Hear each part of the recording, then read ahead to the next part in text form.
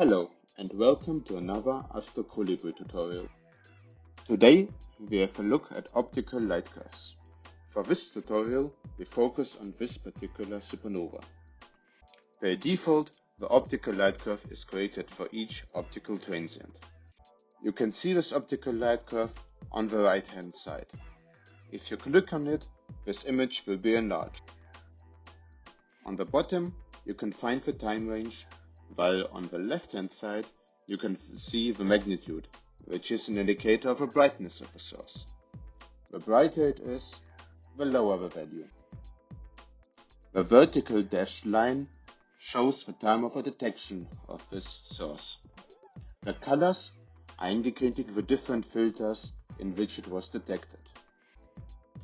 In addition, round symbols show the detection of the respective telescopes, while triangles indicate the upper limit.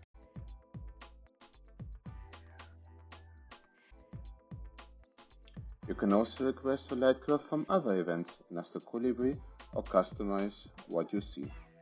For this, each event has a light curve button in its event details. Clicking on the arrow will open the light curve area.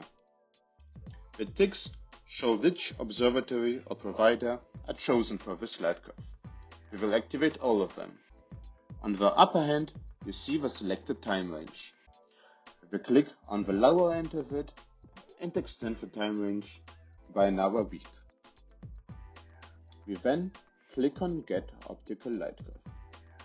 If a plot is available in our data bank, it is loaded quickly. Otherwise, the data is retrieved from the providers. After all data is collected, a new plot will be shown. You can see that only upper limits are added to this light curve from the past.